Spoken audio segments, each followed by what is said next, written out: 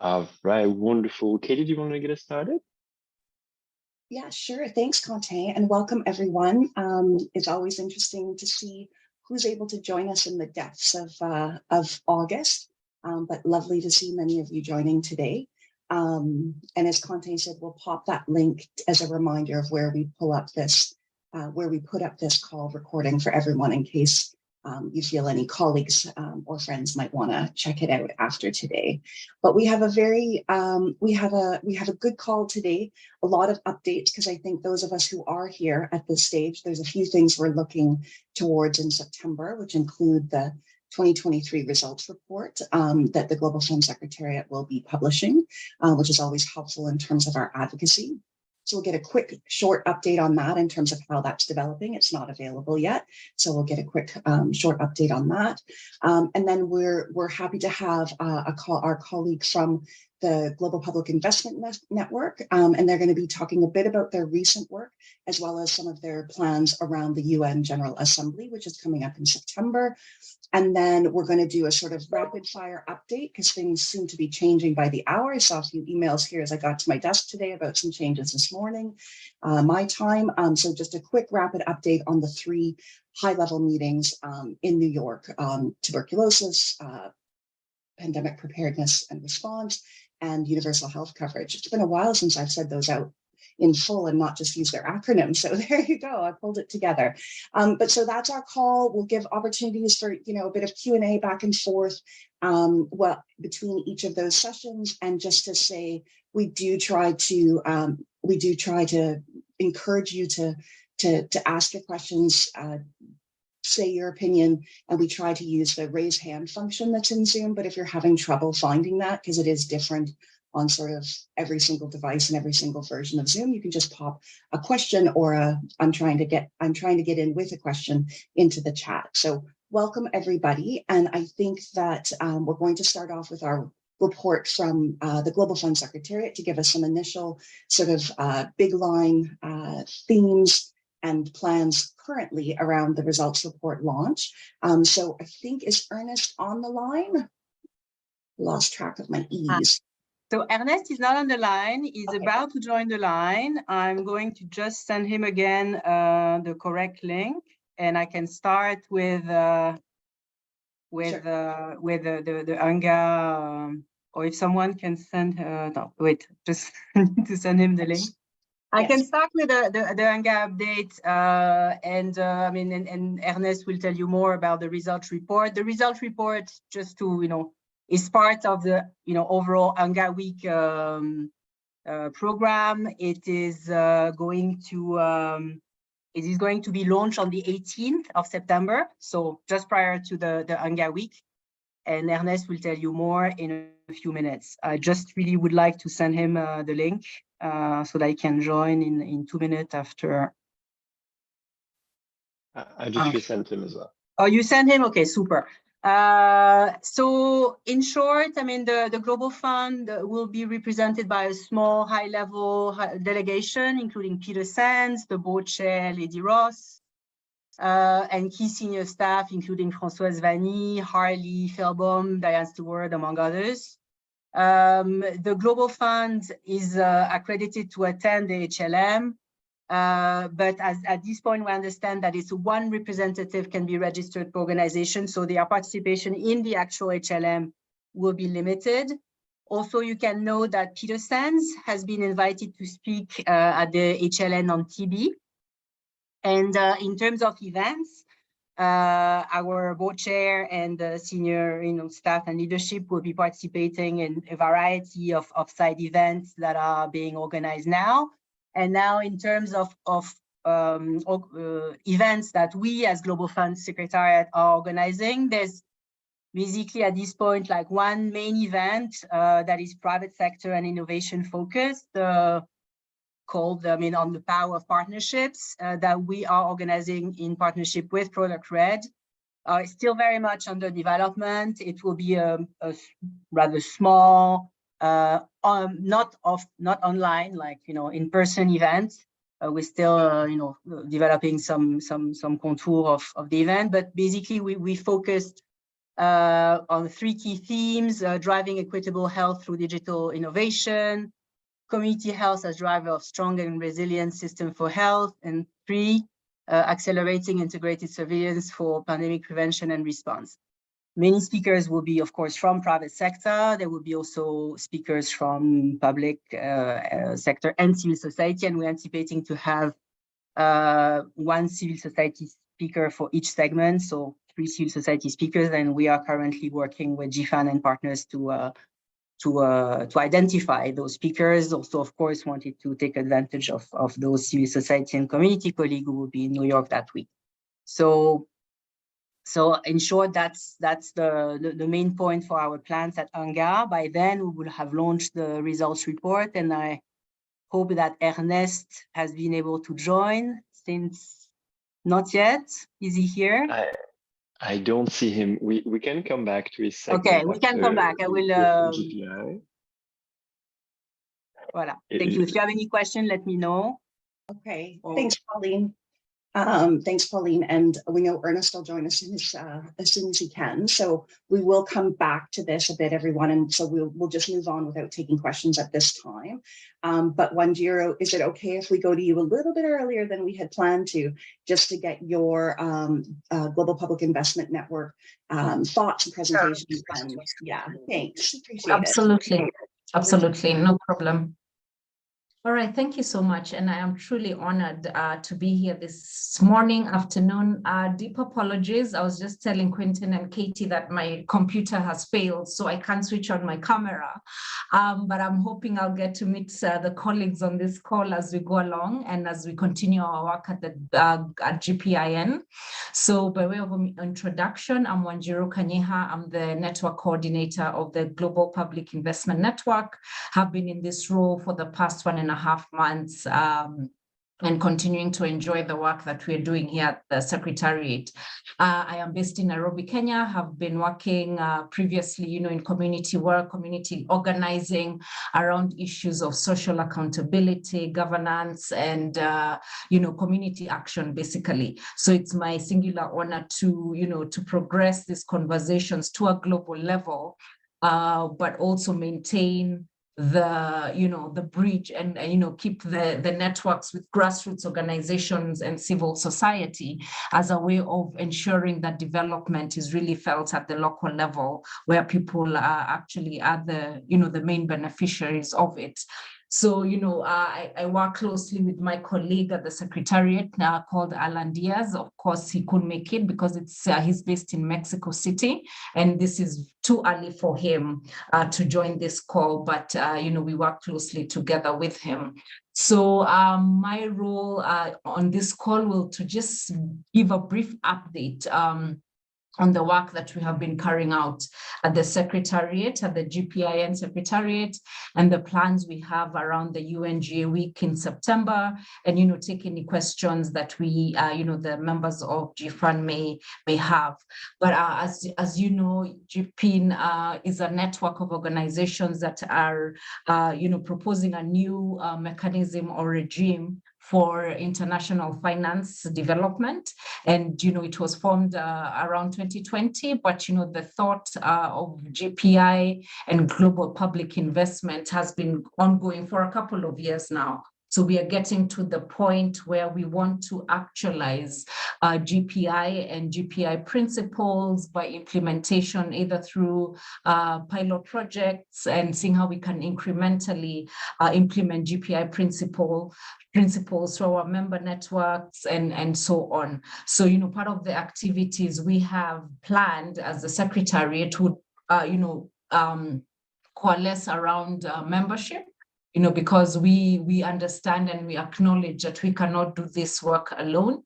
So part of it is growing our membership. We are currently at about 35 members. And of course, GFAN is one of, of our members. And, we acknowledge you for that, and for continuing to push our agenda. So, we will continue to grow our membership of like-minded organizations that are, keen on seeing a transformation really in how development is delivered globally. That's one of our key things. And we'll be reaching out to you to see how we can can, coordinate and collaborate around growing our members and our networks and deepening collaboration around this. We shall also be focusing on advocacy around, GPI and, financing for development. And this is through, UN advocacy, around the UN meetings and UNGA before, during, and after, that week, driving collaboration and further engagement, at a global level, at that macro level, and also not forgetting the engagement with CSOs and civil society organizations, community-based organizations that really we shall be partnering with as we implement GPI principles going forward. So we are looking to, really engaging at the UNGA at the upcoming Africa Climate Summit that's going to be hosted in Nairobi the same month in September. We're trying to see if we can engage in the World Bank meetings in Marrakesh later in October, and, participation thereafter in what we're calling the Shift the Power movement, which is going to host a summit in Bogota in December as well. And this is really around community work and community mobilization, and seeing how then GPI can, be actively taken up by community organizations around their work. And this is going to be happening in December. So specifically around the UNGA week, we have been, collaborating quite a bit with our members to see how we can most effectively participate during this week.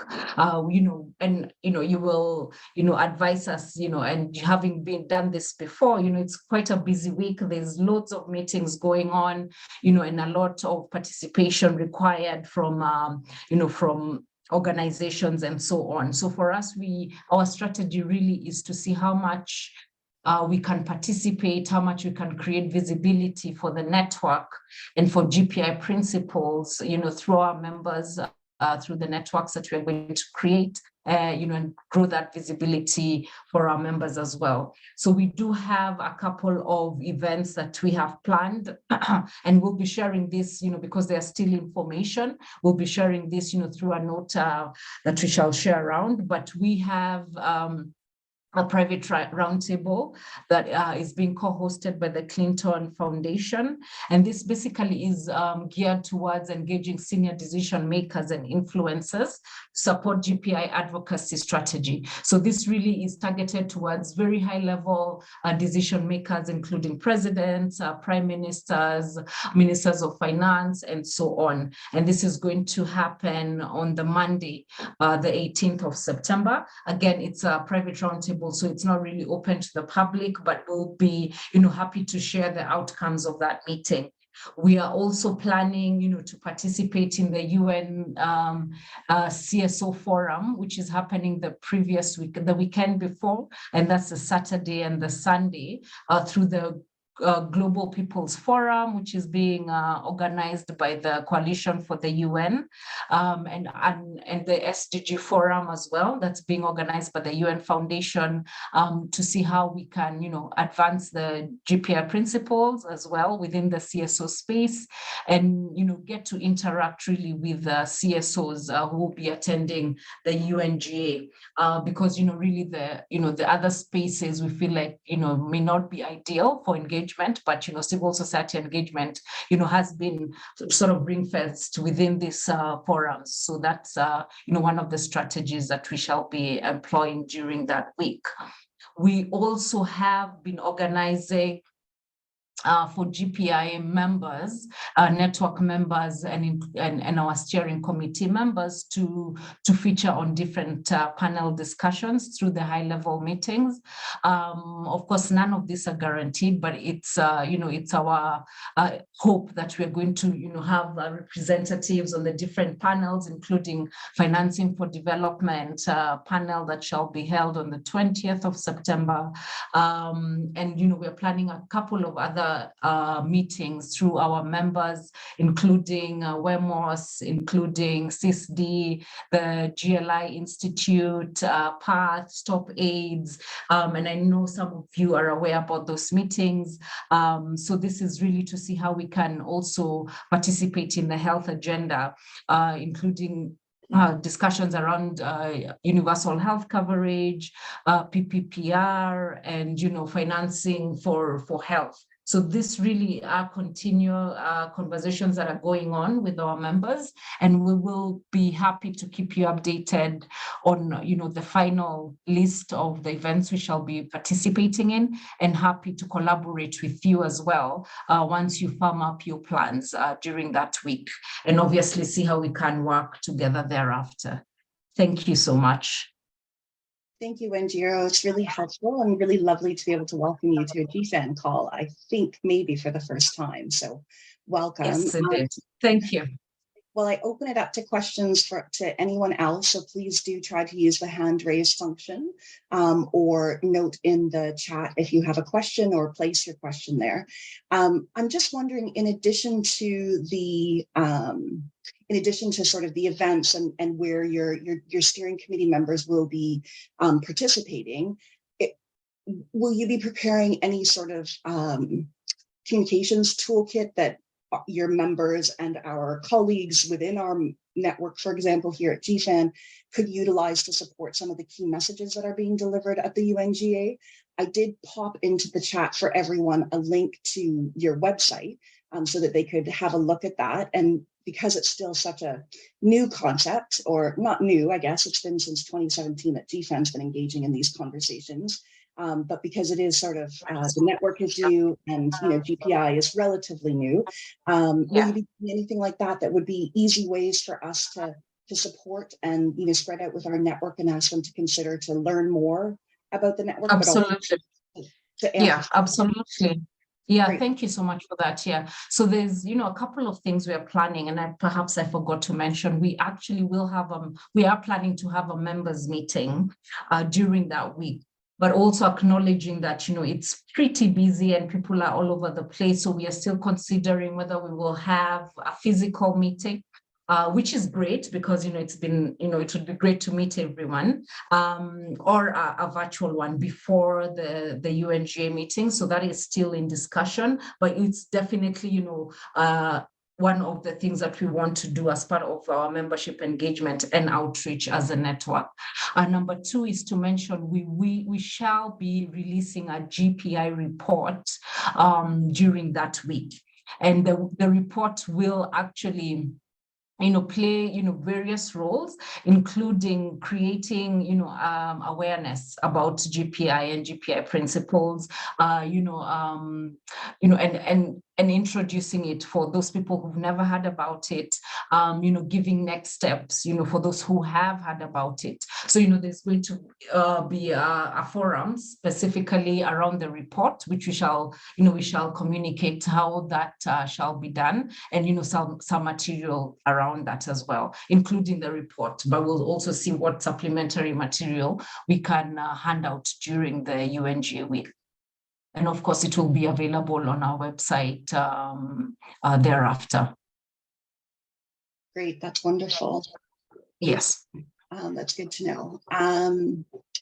I'm not seeing anybody with a hand raised. I'm seeing a comment just, of thanks for sharing the information, something that the individual is interested in continuing to work upon. So is there anybody who's trying to get in with a question? If you wanted to unmute now, you could, but also seeing Amrita sharing a comment there that I'm not sure is specific to GPIN, but for all of us to look through. So if I don't see any other questions, I think Wanjiro will just say thank you. And thank you for sharing this. And please be welcome to contact Conte and I should you need any support from GFAN, obviously as a member of your network, but also to work with all of our colleagues here across the network. So thank you very much for joining us, and hopefully we'll get to see you next time too. So good luck with your computer. Thank you so much. All right, take care. Bye. me too. You're welcome to stay. You don't have to leave.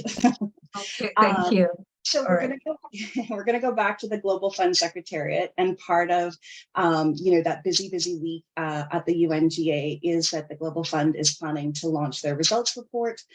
So we do have Ernest from the Communications Department with us at the Global Fund Secretariat. So thank you, Ernest, for joining us.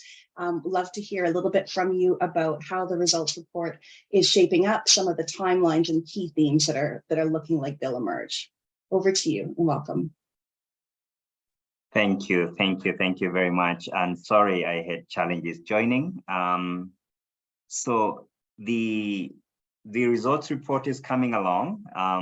It's those very busy weeks for us as we negotiate the final stages of clearance.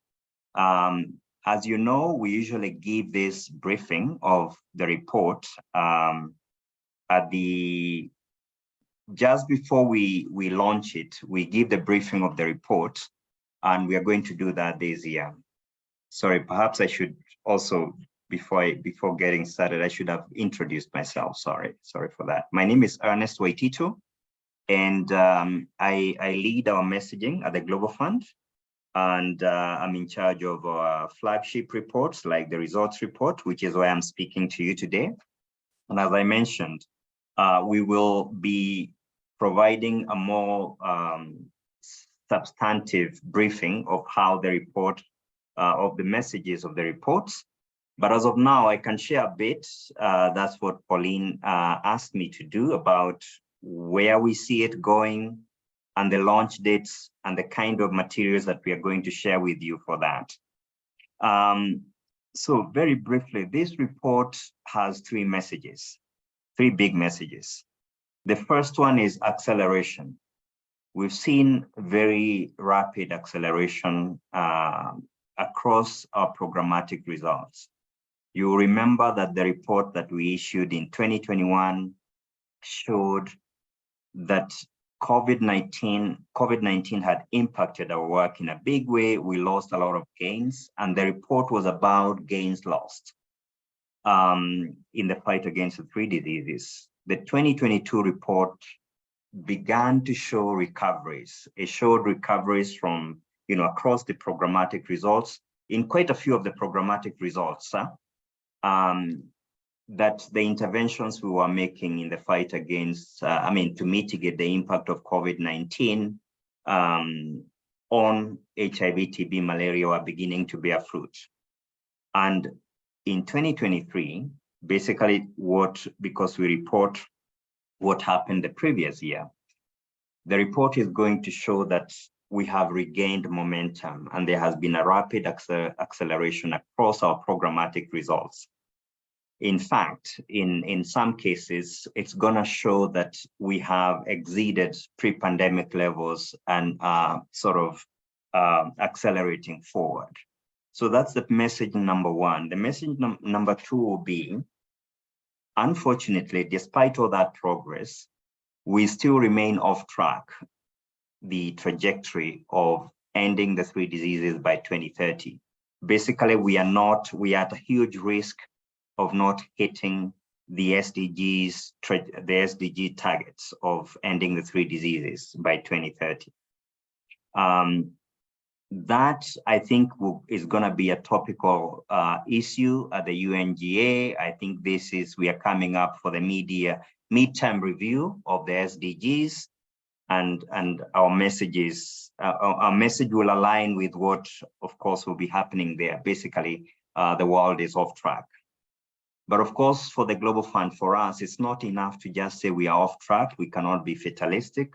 So we are going to be, the third message will be suggesting the big bets, or if you like, the best buys, the things that we can invest in to accelerate that progress. Of course, some of them we are still investing in, others we haven't started investing in, but those products can, or those elements can really accelerate the progress. You talk about the new mosquito nets, the dual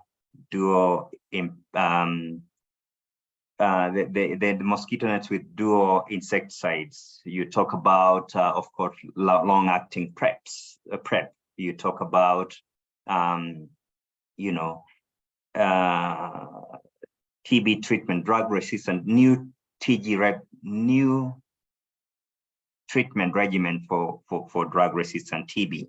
Those kind of products, but of course, traditional, I mean, products that we've been investing in that need to be sort of scaled up, expanded. You're talking about SMC and other products like that.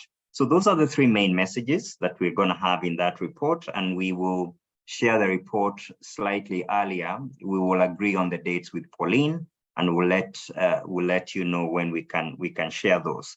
In terms of dates, the report will be launched on the 18th. We hope to launch it earlier, but due to Peter's travel, we wanted him to be in Geneva to launch the report, and that's the earliest we could get him. So we launch it on the 18th. That's right in that HLMs week, at the beginning of the HLMs week. Peter will give a briefing to media, embargoed briefing on the Friday, the 15th, and then we launch it on Monday. In terms of products that we can share, again, we are going to prepare a social media toolkit that can be shared with all of you for amplification. Of course, we'll also do the briefing, the customary briefing that we do with GFAN, because we really count on this constituency here to, I mean, this partnership here to really help us amplify this report and pull stories out of it and help us make the best out of it. I think that's it in a nutshell. If you have a question for me, of course, I welcome that. Thank you. Thank you, Ernest. Pauline, was there anything that you'd like to add before I open it up to questions? Yes, and just, I mean, just as per the established practice, I mean, just to re-insist, I mean, this pre-briefing that we would be doing for GFAN partners is under embargo, because, you know, this is a group of trusted partners. We are sharing before the official launch some key messages, even potentially the report itself, but that would be under embargo during those days before the full launch, which is something we've been doing in the past. It's always worked, and so that basically advocates are fully equipped once there's a full launch to communicate, to address questions, and so on. So really looking forward for that. Great. And I'm sorry, somehow I got briefly disconnected there during your comments, Pauline, so my apologies, but I did see before I disappeared there a question just to clarify that the report will be launched, the results report, Ernest, would be launched on the 18th in Geneva or in New York. Sorry if you addressed it already. I just can't see now the old chat. Sorry, I didn't share that. It's going to be launched in Geneva. Peter will be in Geneva basically, but so that's where he will launch it from, and then he will travel to New York after that. So yeah, but of course there's going to be a team in New York, and we can provide the materials that will be needed for amplification there. So basically, the fact that Peter is in Geneva will not stop us from having content and material, and in fact, the physical reports themselves in New York.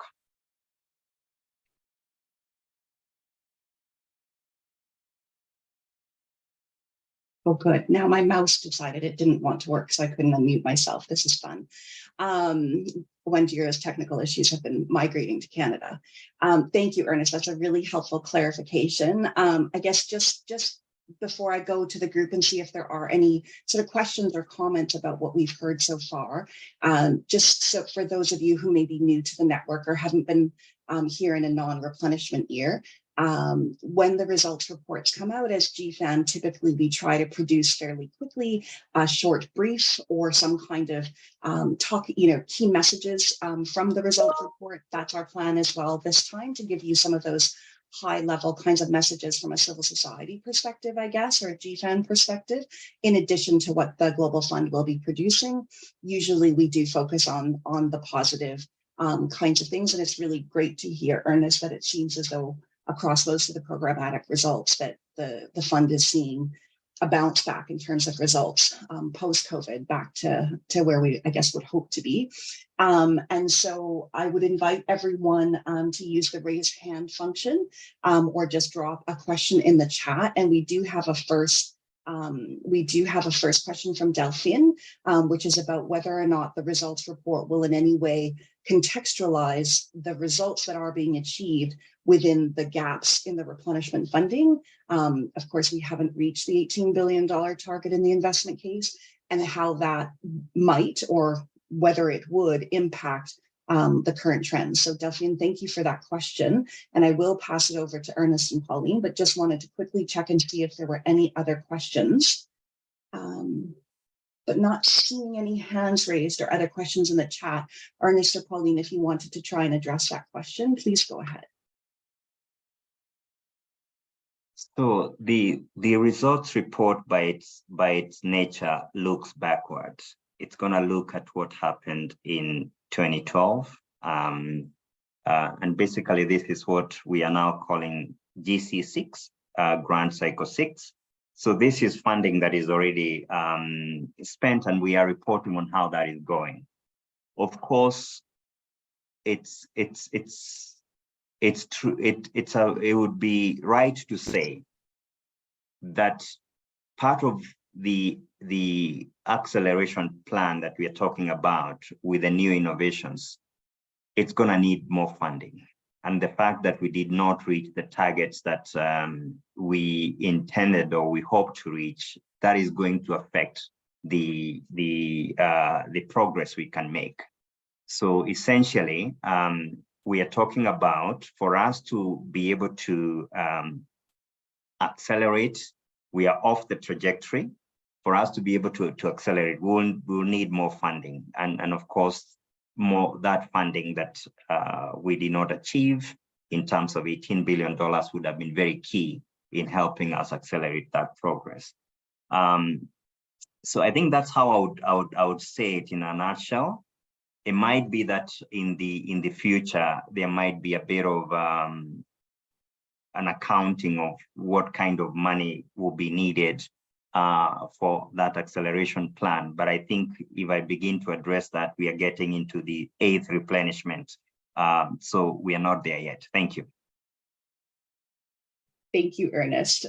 That's a great question, Delphine. Thank you for raising it. And I see Salam Bakele with her hand raised, so I'll go to Salam. And if anybody else does have questions, don't hesitate to raise your hand or pop it into the chat. Salam.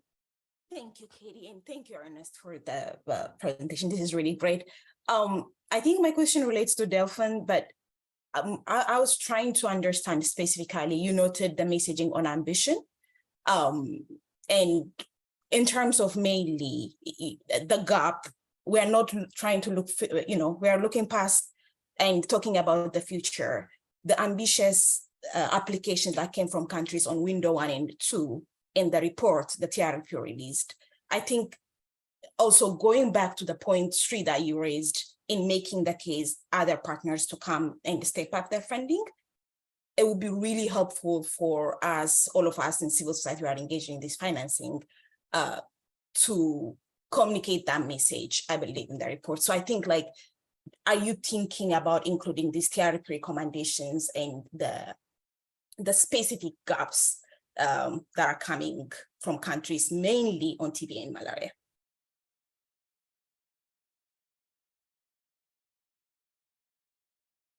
I don't see any other hands raised, so please go ahead and address that, those comments. Ernest or Pauline.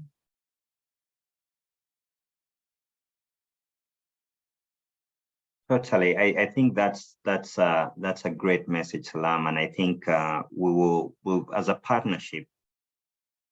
The message is still that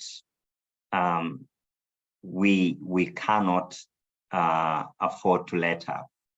And midway through the SDGs, it's time to, of course, this message has been, people, this is the message we've been on, but now even in a more in a more substantive manner, we can see that midway through the targets we have, we are way off track. So it's time to really, for us to have any chance to meet the targets. And you're right, the ones that are way off target is TB and malaria.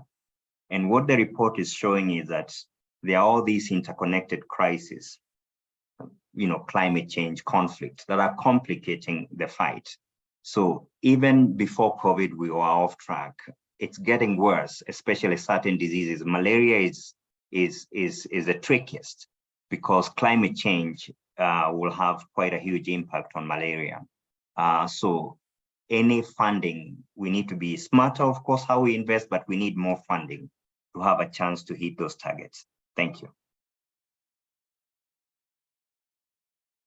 Thanks, Ernest. And I think one of the things that we're looking forward to, because this does sort of keep coming up in terms of conversations, is around the sort of intersection of climate and health and the work of the Global Fund more specifically. And so we're looking to the fund, looking to the communications team, but also to the, programmatic teams to help us understand and develop better messaging around the impact the Global Fund can have in areas that will contribute to climate change. So looking forward to that coming out, over the fall. Maybe we'll have you back on a future call, Ernest, ahead of the COP meeting, when I know that the Secretariat is planning to have some health and climate interventions. So thank you. Are there any other questions? Is anybody having difficulty raising their hand or putting anything in the chat and wanted to just unmute at the moment? I hate to, me, I hate to suggest everybody unmute, but okay. I'm not seeing anybody do that, but so we do appreciate, Ernest and Pauline, the update around the events and the report itself specifically, and look forward to more what I suspect, as we've had to do before around the results report, just because of the timing, we'll remain flexible and make sure that we have that call as soon as is possible. It might be outside of our normal, Wednesday at 8 a.m. Eastern calls, but we'll be flexible and do our best to get that out to the membership in advance as much as possible, from the Secretariat side, but also ours. But we look forward to that report. It's always a key publication for us that we refer to as we go forward. I'm seeing Peter with his hand raised, so I am just going to ask Peter if it's related to this, if he could just jump in. Sorry, no, it's related to the Global Fund, and I thought we are going to the United Nations level. So before, I just wanted to raise the issue of the pushback about the 146, because at the country level and at community, we have been pushing that the medication for drug-sensitive TB for 4 months is an innovation which will improve adherence. But now we are getting some advice that at the WHO, they are prioritizing only the preventive therapy and the MDR treatment.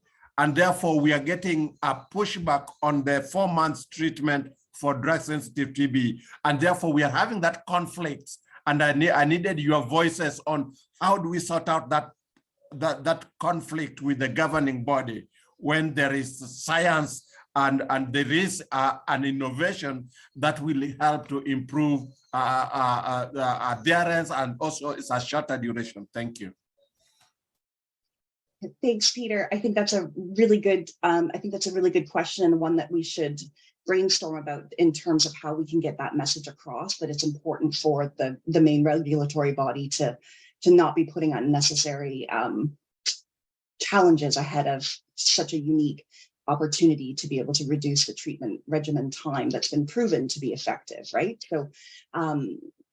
So there is a question about, just quickly, Pauline, if you know whether or not the Global Fund will also be intervening during the PPR or UHC sessions that you're aware of. So the Global Fund will be participating, and I understand it will be like one person, for those events, for those sessions. But as formal invitation to intervene with an official intervention so far, Peter Sands has only been invited for the HLM on TB. I can double, triple check, and there perhaps, I don't know if then there's like less formal or, you know, sort of interactive session as part of the 2 other HLM, but for proper official intervention, it's only TB so far for the Global Fund. I will triple check because I haven't been in the office for some time, and I need to look at exactly the detail of that, but hope it's clear. I will send a message to correct if that's not the case, but so far invitation only for official intervention for TB HLM. Okay, thank you, Pauline. That's really helpful. Thanks, Mit, for the question. I'm going to, so we're gonna flip back. I'm gonna pass it over to Quentin, and who would be just giving us sort of a rapid fire, as best as possible, update on the 3 HLMs, because there has been movement, you know, while I was asleep overnight. So Quentin is going to give us a quick sort of overview of where they are, and we'll open it up to questions. But again, Peter, thank you very much for the question and sort of the comment around the shortened regimen. So maybe we can bring that up through these conversations or through some of the TB Hub conversations that we have. But so Quentin, over to you for a quick overview of the HLMs. Thanks a lot, Katie, and sorry everyone, as usual, when trying to present slides and just Zoom at the same time, my screen is having a stroke. So yeah, I can't find the chat. I will find it, and when I find the chat, I will be able to put in a couple of useful links. So we wanted to do that very quick update on the state of the 3 HLMs, and just talk about you know, our engagement within UNGA and a few logistics questions that we want to raise for everyone. So just in case in case you haven't had the chance to follow the health-related news in New York over the past year. So there's 3 health high-level meetings that will take place in New York during the United Nations General Assembly. On the 20th, there will be an HLM on pandemic prevention, preparedness and response. On the 21st, on universal health coverage, and on tuberculosis on the 22nd. The PPR HLM is the first of its kind. The UHC and TB HLM are both second iterations of HLM. So there was a UHC HLM in 2019 and a TB in the first TB HLM in 2018. So that's it, you're caught up. So the political declarations for each of these high-level meetings are mostly still being negotiated. I was just getting updates by email in the past hour. So they were all the political declarations have a main document that will come out of these meetings, negotiated in advance. So not much happens in the room itself. Everything should have been ironed out by then, even though you have opportunities for heads of states or ministers to make announcements in the room, but the sort of key decisions are taken in advance. There was a timeline that was shared earlier in the process on when the negotiations of a political declaration would open and then close, and all of these deadlines have been missed. So the latest update, and again, this is changing very quickly, so some of it might actually be out of date by the time between the time I prepared the slides. But so the political declaration on PPI is still being negotiated, and the word on the street is that it will go on until probably September. So we're quite far from an agreement on there. One key issue is that there's a PPR conversation taking place in New York around UNGA and the high-level meeting. There is 2 separate conversations taking place in Geneva around the pandemic instrument and around the international health regulations. And there's been a lot of blockage during those conversations around how those 3 pieces are articulated. And the fact that specifically the PPI HLM is taking place in New York means that it's not the same people in the room negotiating the political declaration and negotiating on the pandemic instruments and the international health regulations. So that has caused all sorts of confusions throughout the negotiations. I've posted in the chat a link for sort of an overview of some of the key challenges from Geneva Health File, which I also recommend you follow because really good. On UHC, I don't have as much update because we've been less involved in following those negotiations. I know I've noticed that there is a colleague from CSEM on the call. Hi, Laura. So if I say anything that is inaccurate, feel free to jump in and correct me or add. But the negotiations for the UHC political declaration were added into the silence procedure, so they were finalized. And then silence was broken because there was a last wave of disagreement around some of the unilaterally coercive measures. If you hear crying in the background, it's my baby who's waking up. That's extremely concerning. If I have to run off, I'll do that, but things seem to be under control. And finally on TB, the negotiations looked like they were difficult, and it looks like it might go on until September as for PPR, but actually, as of today, the silence procedure like the political action has entered the silence procedure. So that means that it seems that there is an agreement on the political declaration, but it could still be broken the way it's been on PPR if it still has sticking points that haven't been fully ironed out. So that's on the visa updates and stuff. The substance of the HLM. There's also a lot of logistics to talk about. In particular, this time the registration for there's been a lot more gatekeeping in terms of who can be in the room during the HLMs. So it's possible to register for all organizations until June 19th. And we just received an email in the past 3 weeks approving. If you've been approved, you should have received that email letting you know that you can register a participant to attend the HLM. You need to give a name of the person that will be in the room by August 11th. So that's in 2 days. You don't miss that deadline because I don't think they'll reopen it. And importantly, there can only be one representative per organization.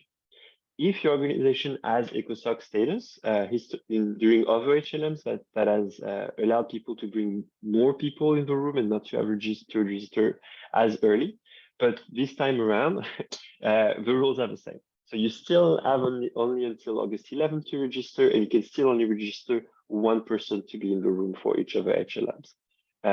So it's a challenge. It means that for everyone will have very limited time to get visas, and that means that there might be slots that will be left empty, which is concerning because we have a lot of organizations that have registered to attend, and because of delays, if you've been approved or if you have ECOSOC status, but you will not be able to be in New York for whatever reason, do get in touch. Like, try to find someone to represent your organization. Get in touch with us if you want, or we can try to help you to pair you with someone who can be in New York and wants to be at the HLM itself.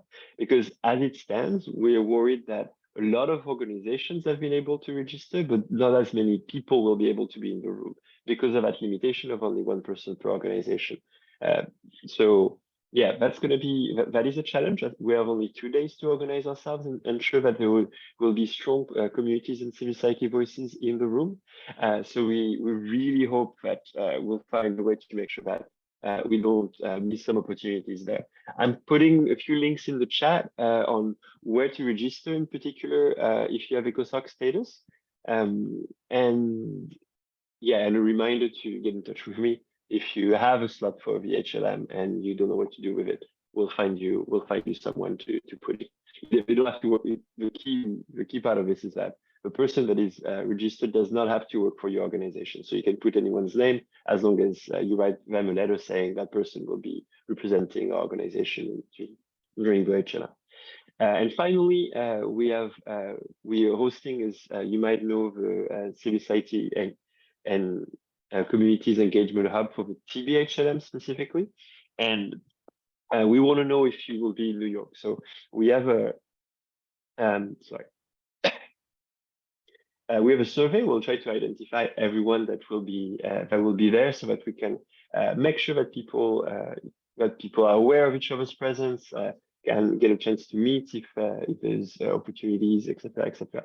So let us know if you're in New York, and if you're planning on any events or any meeting, do reach out so that we integrate that into all of our comms, so that again, members of the network know what is happening. And that's it for me. I see questions. Yeah, thanks, Conte. Before we go to Angela, who has her hand raised, I just wanted to, Laura from CSUN had said she's happy to try and jump in and answer any questions. And Laura, I was just going to point you to the question in the chat about, where did it go? About the silence procedure on UHC and whether or not what the issue is or what the key sort of disagreements are. So I'm not sure if you are able to unmute and answer that or provide hints or clues, and then we'll go to those with their hands raised. Sure. Thank you, Katie. Thank you, Quentin, for must I say Quentin for the updates on the 3 HLM. Very well summarized, and thank you for the updates on the 3. So yes, I saw the question on the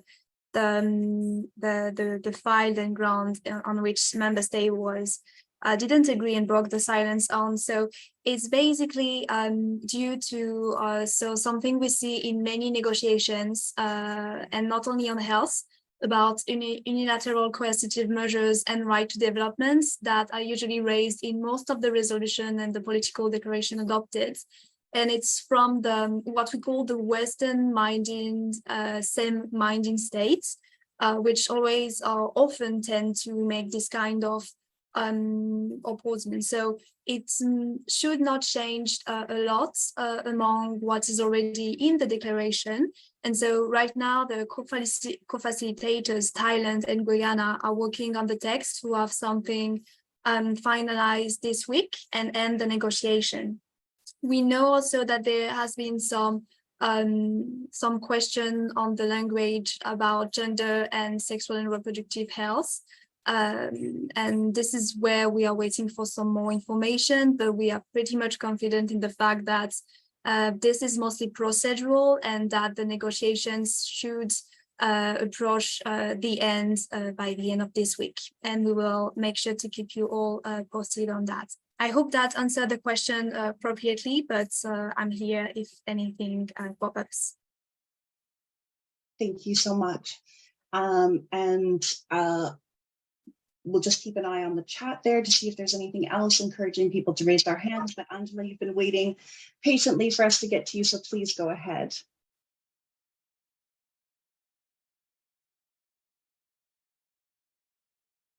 And Angela, we're ready for you if you're able to unmute. We can't hear you at the moment. Thank you, Katie.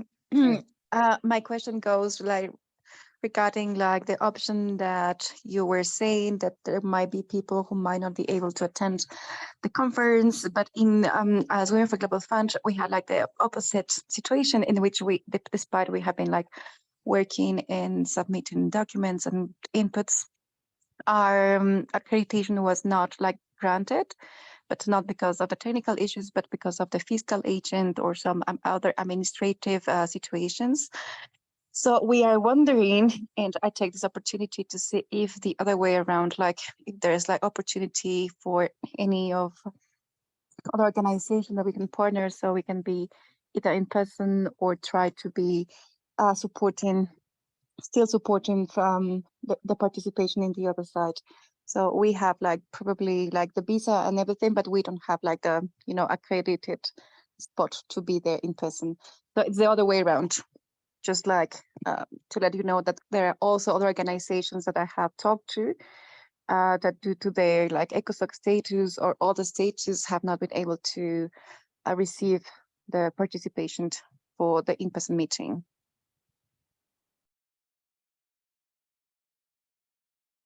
Thank you. And I'll pass it to Peter with his hand raised, and then I'll make sure Conte has a chance to come in, or Laura or any other colleagues with any final comments. Thank you, Katie.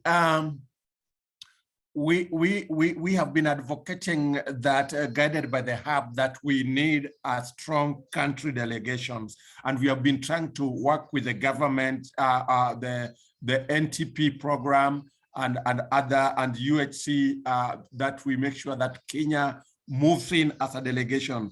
But we are having a challenge that our country, the NTP and the ministry is not, they're not in sync with the mission, the permanent mission in the US. So as per now, they have not received any communication. They have been writing letters to the mission about the government part of the delegation, but there's no communication.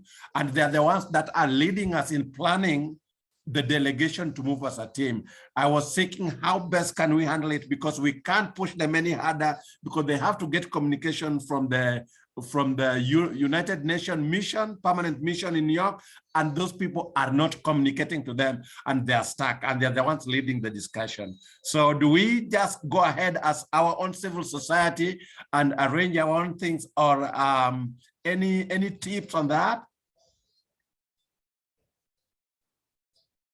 Thanks, Peter. Conte, I'll pass it to you for a first pass through at those comments. Yeah, thanks, Peter. It's been a challenge across the board, and still, like we've mostly seen it in our work with engaging with TB-HLM, where what we keep hearing is that the mission in New York are not getting guidance from governments, and don't want to take initiatives, obviously, on this kinds of matter. So we have a number of tools that are available on the Hub's website on how to engage with emissions and etc.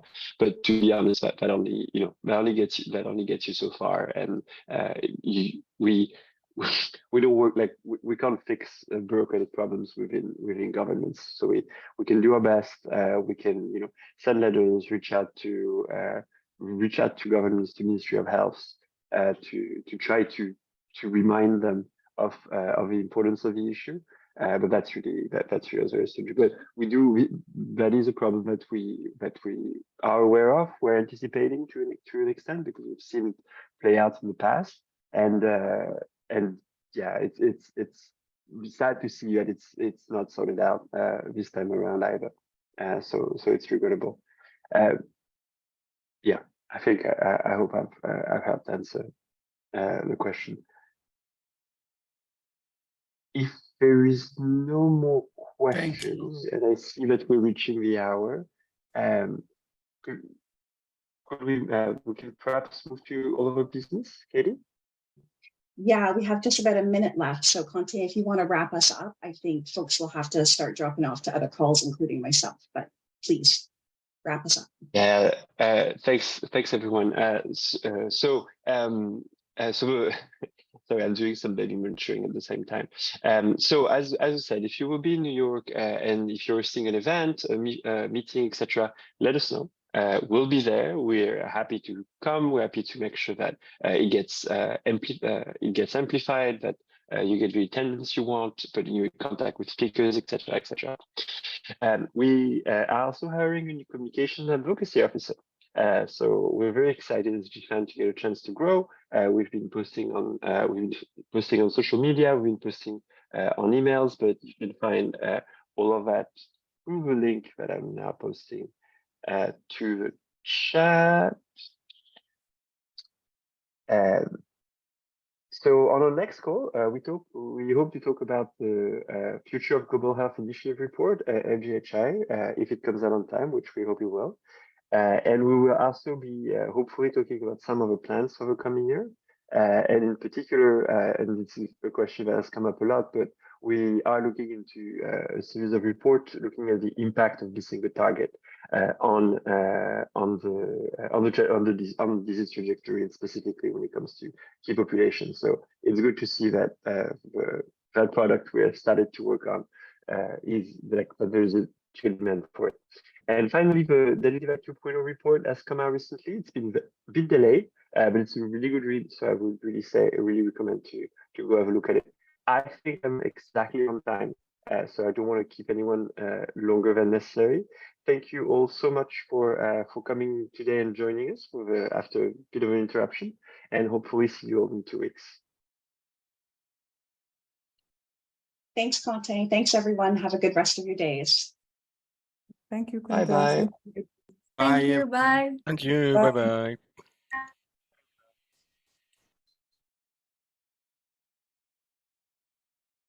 Bye. Bye bye.